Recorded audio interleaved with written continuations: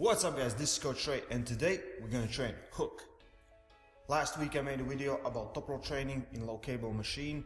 I showed 3 exercises that help to increase and strengthen your top row, and I had guys asking me questions to do one for hook. So today I'm gonna show you 3 variations that you can do for hook training. We're gonna use 3 different handles to have 3 different results. Before we start, I want to ask you a question. Do you want me to make more videos about hook training, top row training, or tricep press training? Please leave a comment so I would know which videos to make more.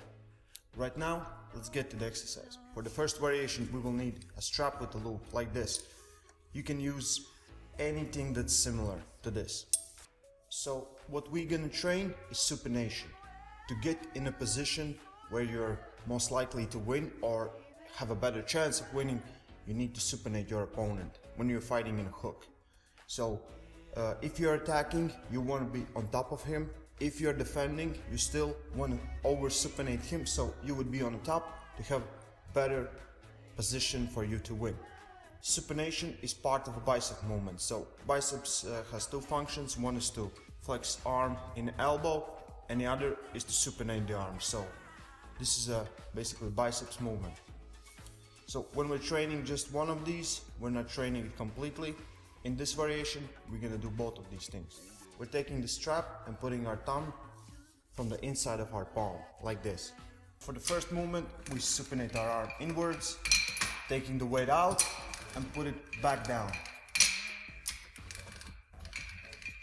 This is mimicking what you're doing on armwrestling table. So you're gonna pull with your elbow flexors and back, going back, and supinating inwards.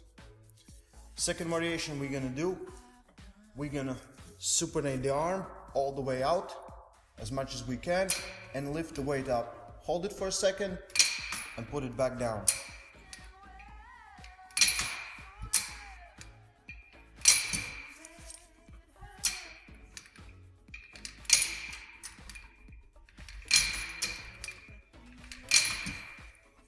Third variation with the strap will be arm will be supinated just in 45 degrees. This is the most of the arm wrestlers fight in this position. They will not supinate all the way out. They will leave it on 45 degrees. This is creating stress to your rotation, so your body gets used to pulling when there is force coming in your wrist on your supination, like this again. So 90-degree angle here and lift it up.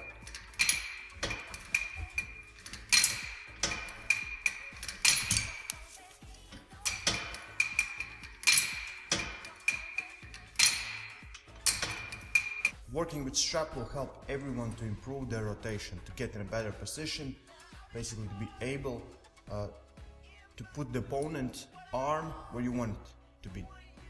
So this movement will help everyone with the start, with creating pathways in your brain, getting stronger, so you would over supinate your opponent.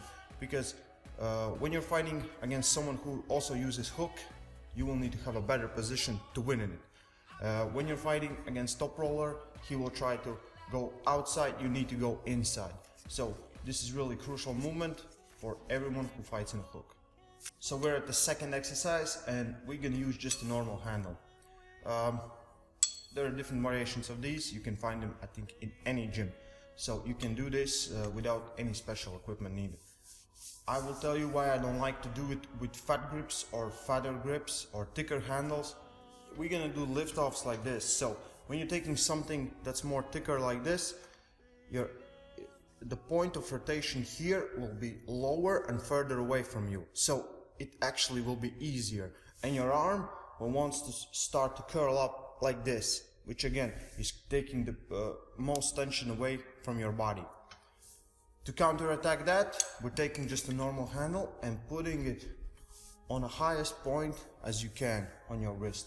So 3 variations how you can do this. First, lifting the weight up, holding it, put it back down.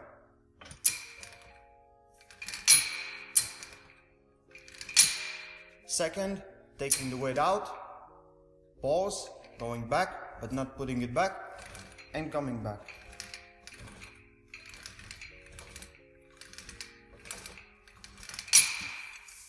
And third, is combining plyometrics with isometrics. This is more of tendon strengthening and be able to catch your opponent. So we're putting the tension on cable, letting it loose a little bit and exploding.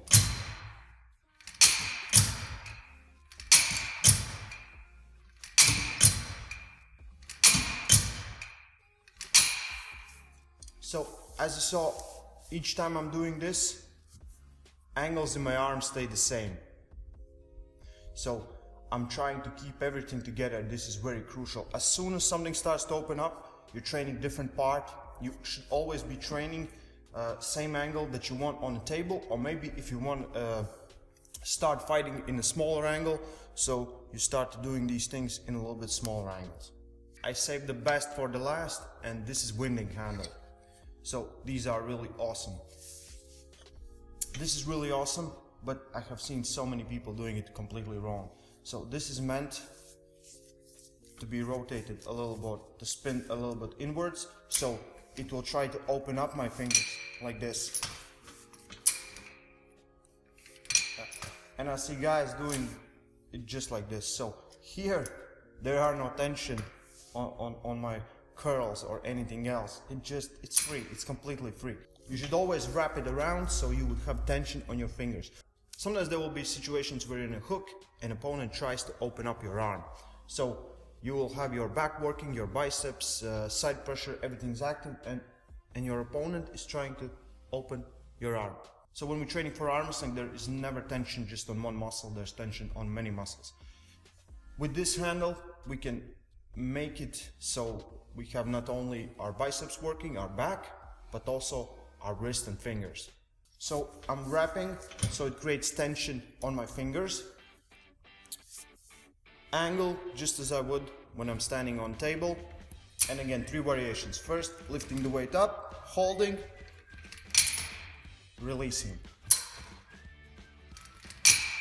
90 degrees or close to that, right here. So it creates tension.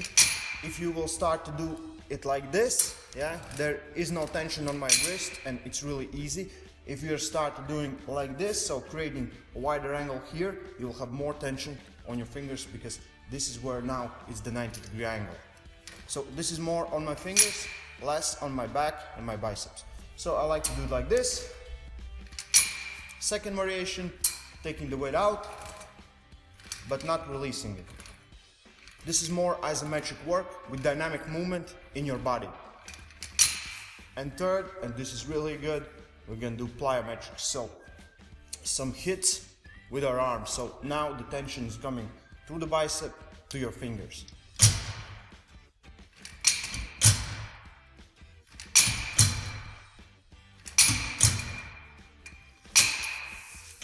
Plyometrics, as I said before, is more of a tendon builder and destroyer. So you should be really careful when you use these exercises in your training regime. If competition is still close, never do it on the same week that you will have competition. These exercises will help not only your defensive hook, but also your offensive hook. You will get used to the dragging, you will get used to the having tension on your wrist. So try these out, answer the question in a comment section that I asked in the start of the video. If you like the video, please leave a thumbs up. I really need all your support to be able to create something really cool. And don't forget to subscribe, and see you next time.